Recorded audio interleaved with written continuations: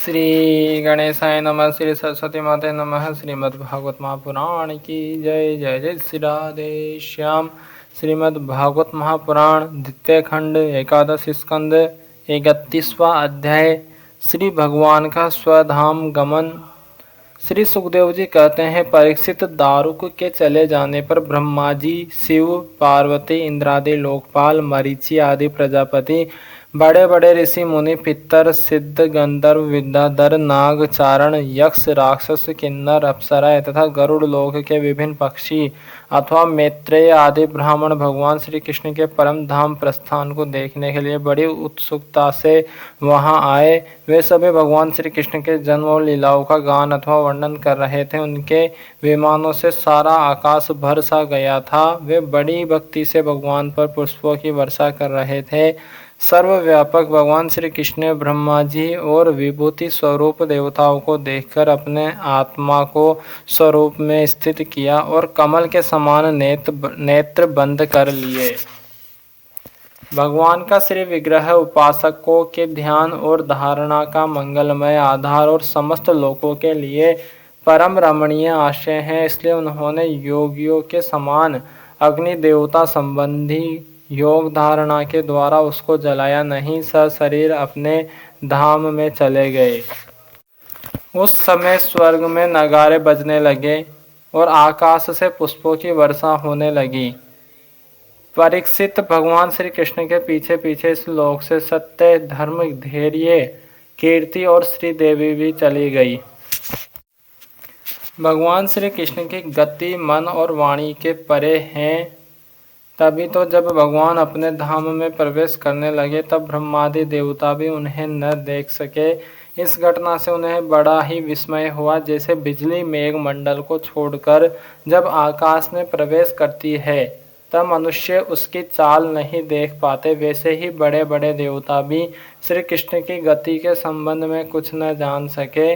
ब्रह्मा जी और भगवान शंकर आदि देवता भगवान की यह परम योगमयी गति देखकर बड़े विस्मय के साथ उसकी प्रशंसा करते अपने अपने लोक में चले गए। परीक्षित, जैसे नट अनेकों प्रकार के स्वांग बनाता है परंतु रहता है उन सबसे निर्लेप, वैसे ही भगवान का मनुष्य के समान जन्म लेना, लीला करना और फिर उसे संवरण कर लेना उनकी माया का विलास मात्र है, अभिनय मात्र है। वे स्वयं ही इस जगत की सृष्टि करके इसमें प्रवेश करके विहार करते हैं और अंत में संहार लीला करके अपने अनंत महिमामय स्वरूप में ही स्थित हो जाते हैं।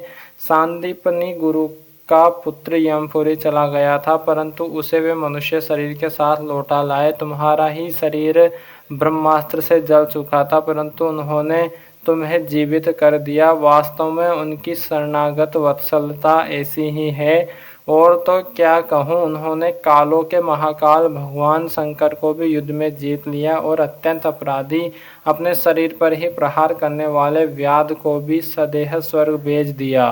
प्रिय परीक्षित, ऐसी स्थिति में क्या वे अपने शरीर को सदा के लिए यहाँ नहीं रख सकते थे? अवश्य ही रख सकते थे। यद्यपि भगवान श्री कृष्ण संपूर्ण जगत की स्थिति, उत्पत्ति और संहार के निरपेक्ष कारण है और संपूर्ण शक्तियों के धारण करने वाले तथापि उन्होंने अपने शरीर को इस संसार में बचा रखने की इच्छा नहीं की। इससे उन्होंने यह दिखाया कि इस मनुष्य शरीर से मुझे क्या प्रयोजन है। आत्मनिष्ठ पुरुषों के लिए यही आदर्श है कि वे शरीर रखने की चेष्टा न करें। जो पुरुष प्रातः काल उठकर भगवान श्री कृष्ण के परम धाम गमन की इस कथा का एकाग्रता और भक्ति के साथ कीर्तन करेगा उसे भगवान का वही सर्वश्रेष्ठ परम पद प्राप्त होगा। इधर दारुक भगवान श्री कृष्ण के विरह से व्याकुल होकर द्वारका आया और वसुदेव जी तथा उग्रसेन के चरणों पर गिर गिरकर उन्हें आंसुओं से भिगोने लगा। परीक्षित, उसने अपने को संभाल कर यदुवंशियों के विनाश का पूरा विवरण कह सुनाया। उसे सुनकर लोग बहुत ही दुखी हुए और उस मारे शोक के मूर्छित हो गए। भगवान श्री कृष्ण के वियोग से विहल होकर वे लोग सिर पीटते हुए वहां तुरंत पहुंचे जहां उनके भाई बंधु निष्प्राण होकर पड़े हुए थे।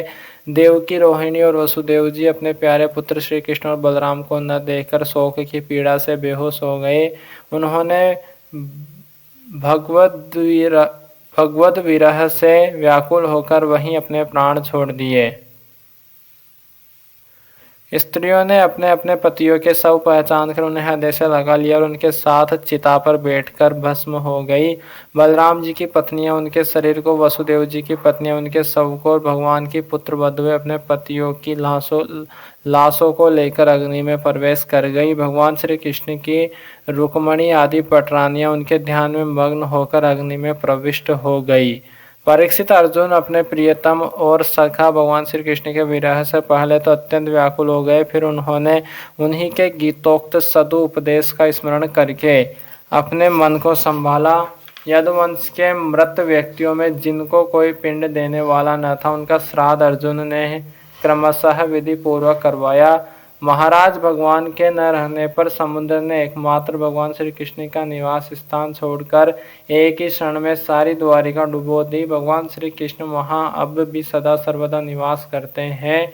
वह स्थान स्मरण मात्र से ही सारे पाप तापों का नाश करने वाला है और सर्व मंगलों को भी मंगल बनाने वाला है।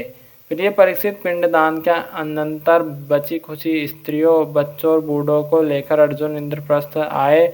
वहां सबको यथा योग्य बसाकर अनिरुद्ध के पुत्र वज्र का राज्याभिषेक कर दिया।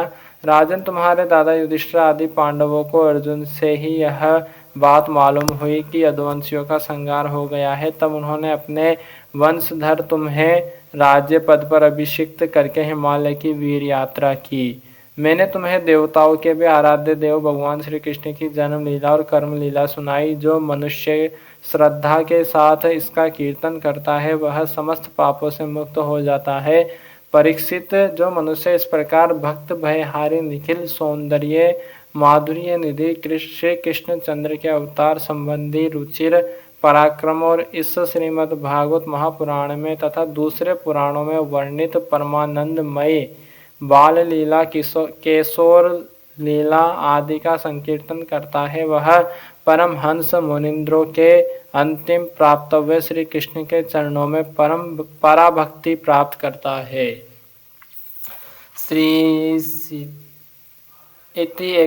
इत्योकादशः स्कंद समाप्तः।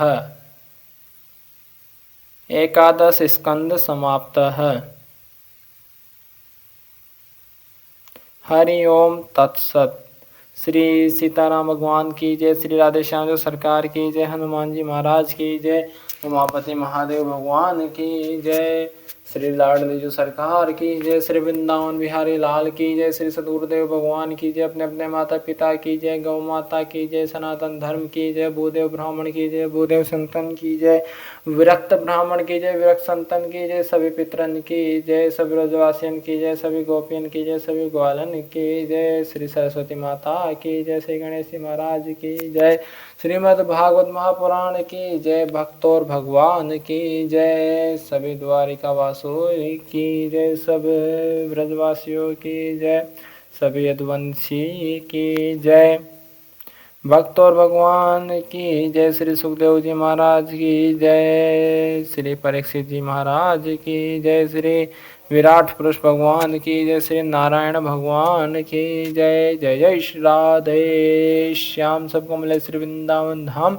नमः पार्वती पतये, हर हर महादेव। इति श्री